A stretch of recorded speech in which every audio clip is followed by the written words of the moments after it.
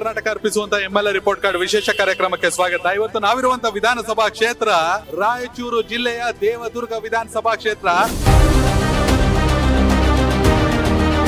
JDS ನ ಕರೆಮ್ಮ ನಾಯಕ್ ಇಲ್ಲಿಯ ಶಾಸಕಿ.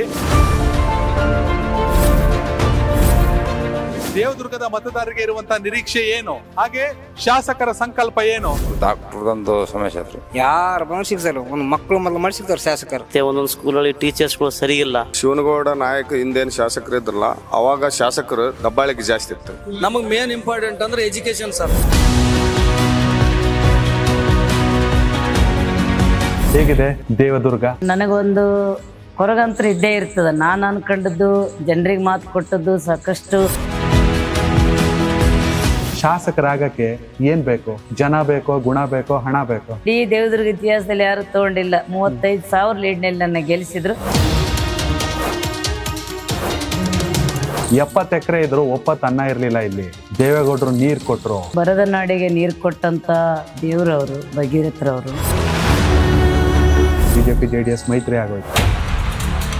ಸಾಕಷ್ಟು ಕ್ಷೇತ್ರಗಳಲ್ಲಿ ಗೊಂದಲ, ದೇವದುರ್ಗ ಕೂಡ ಸೇರಿದಂಗೆ. ನನಗೆ ಮುಂದುವರಿಸ್ತೀನಿ ಅನ್ನೋಂಥದ್ದು ಅವ್ರು ಮಾತು ಕೊಟ್ಟಾರ. ಆಲ್ರೆಡಿ ದೇವೇಗೌಡರು ಕರೆಮ್ಮ ನಾಯಕ್ ಅವರಿಗೆ 28ಕ್ಕೂ ನಿಮ್ಗೆ ಟಿಕೆಟ್ ಅಂತ ಮಾತು ಕೊಟ್ಟಿದ್ದಾರೆ. 100%. 3 ವರ್ಷಕ್ಕಿಂತ ಮುಂಚೆನೆ ಶಸ್ತ್ರಾಭ್ಯಾಸ, ಯುದ್ಧಕ್ಕೆ. ಸನ್ಮಾನ್ಯ ಕುಮಾರಣ್ಣವರು ಮುಖ್ಯಮಂತ್ರಿ ಆಗ್ಬೇಕು. ನಿಮ್ಮ ಕನಸಿನ ದೇವದುರ್ಗ ಏನಾಗಬೇಕು? ಈ ಸರ್ಕಾರದಲ್ಲಿ ನಮ್ಗ ಆ ಕನಸುಗಳ ಈಡೇರ್ತವನ್ನಂಥದ್ದಂತೂ ನಂಬಿಕೆ ಇಲ್ಲ.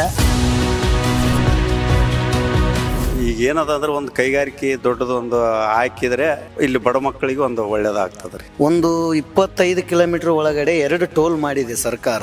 ಒಂದು 50% ಅಭಿವೃದ್ಧಿ ಆಗಿದೆ, ಇನ್ನ 50% ಕೆಲಸಗಳಾಗಬೇಕು. 33 ಪಂಚಾಯತಿಯಲ್ಲಿ ಒಂದು ದೊಡ್ಡ ಹಗರಣನೇ ನಡೆದೋಯ್ತು ಸರ್. 2028 ಚುನಾವಣೆಗೆ ಮತ್ತೆ ಇವ್ರು ಕೊಟ್ಟಿದ್ರೆ ಇವರೇ MLA ಸರ್ ನಮ್ಮ ತಾಲೂಕು MLA. ನಿಮ್ಗೆ ಬಹುಮತವನ್ನ ಕೊಟ್ಟು ಗೆಲ್ಲಿಸಿದಂತ ದೇವದುರ್ಗದ ಮತದಾರರಿಗೆ ಏನ್ ಹೇಳಕ್ ಇಷ್ಟಪಡ್ತೀರಾ? ನಿಮ್ಮ ಮನೆಮಗಳು ಯಾವತ್ತು ನಿಮ್ಮ ಮನೆಮಗಳಾಗಿರ್ತೀನಿ ಹೊರತಾಗಿ ಬೇರೆ ಯಾವುದೇ ಒಂದು ಬದಲಾವಣೆ ಆಗೋದಿಲ್ಲ.